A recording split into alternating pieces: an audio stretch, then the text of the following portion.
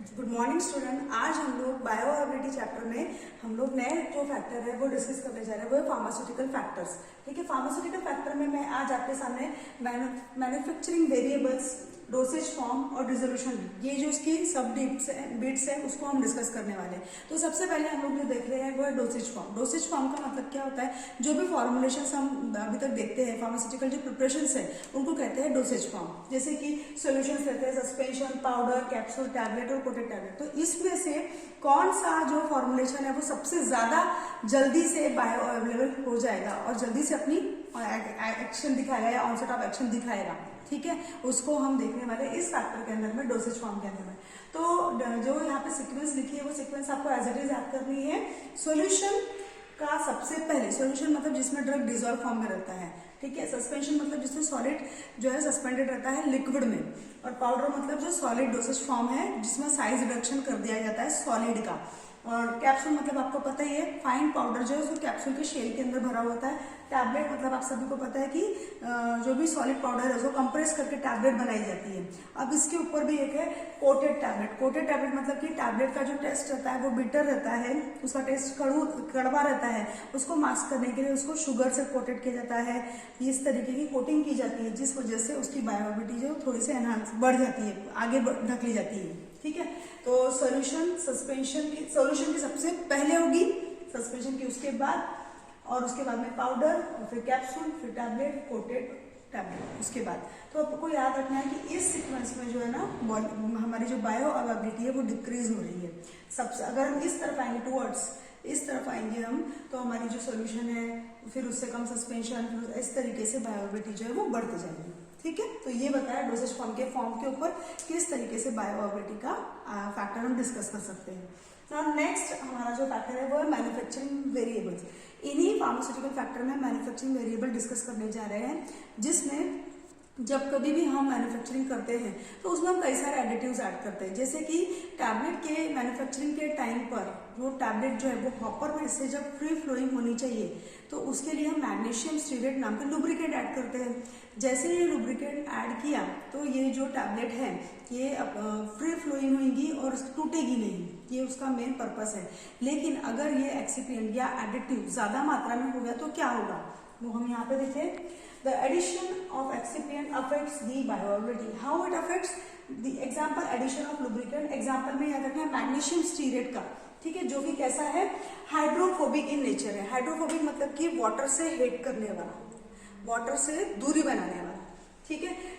अगर वो hydrophobic nature रहेगा तो क्या होगा, अगर ज्यादा हो गया तो it reduces waiting property of drug particles. Drug particle जो है वो अच्छे से वेट नहीं होंगे, पानी के साथ में डिसॉल्व नहीं होंगे, और उस वजह से रिड्यूसेस रेट ऑफ डिसोल्यूशन, ठीक है। डिसोल्यूशन नहीं हुआ तो अल्टीमेटली बायोअवेबिलिटी जो है वो भी रिड्यूस हो जाएगी, ठीक है।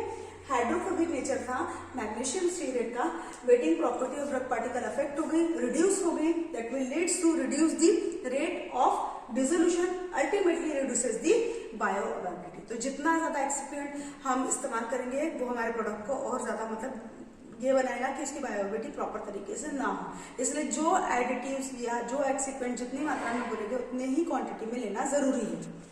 नाउ नेक्स्ट यहाँ पर हम देखने जा रहे हैं थर्ड वाला फैक्टर जिसको कहते हैं डिसोल्यूशन रेट, ठीक है। डिसोल्यूशन रेट मतलब क्या है, सबसे पहले तो समझ लेंगे। जैसे ये टैबलेट है आपके सामने, टैबलेट डिसइंटीग्रेट हो रही है मतलब 2 भाग में डिवाइड हो रही है या 4 भाग में डिवाइड हो रही है, उसको कहते हैं डिसइंटीग्रेशन। टैबलेट का टूटना मतलब डिसइंटीग्रेशन, स्टमक में जाएगी तो वो टूटेगी सबसे पहले, that step is known as disintegration. Now these 2 halves या 4 halves converted into small particles, छोटे पार्टिकल्स बन गए, इस स्टेप को कहते हैं हम डिसोल्यूशन। नाउ अब ये पार्टिकल्स जो है, स्मॉल पार्टिकल्स जो है, ये हमारी बायोलॉजिकल मेम्ब्रेन है, मतलब जो स्टमक की हमारी लाइनिंग्स हैं, उस लाइनिंग को आपको इमेजिन करना है और इस लाइनिंग को पास करते हुए ड्रग को एब्जॉर्ब होके सिस्टमिक सर्कुलेशन में आना है, ब्लड में आना है, समझ में आ गया।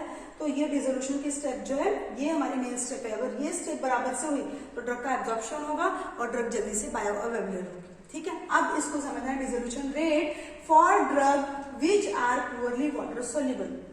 Dissolution rate is affect the bioavailability of drug. अगर जो ड्रग जल्दी से वाटर सोल्यूबल नहीं होती है तो वो डिसोल्यूशन की स्टेप तक आने को समय लगेगा उसको, और उसी वजह से वो बायो अवेलेबल भी लेट होगी, और उस वजह से ही अब हमारा जो ड्रग का एक्शन है वो भी लेट होगा। समझ में आ गया। अब यहाँ पर इस डिसोल्यूशन रेट को समझाने के लिए एक फॉर्मूला भी दिया हुआ है।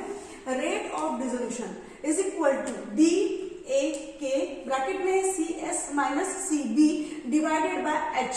अब इसमें मैं बता रही हूँ कि डी क्या है। डी का मतलब होता है डिफ्यूजन कांस्टेंट, ए का मतलब होता है surface area of the drug, और के मतलब होता है पार्टीशन कोएफिशिएंट, और एच मतलब होता है thickness of a stagnant layer, ठीक है।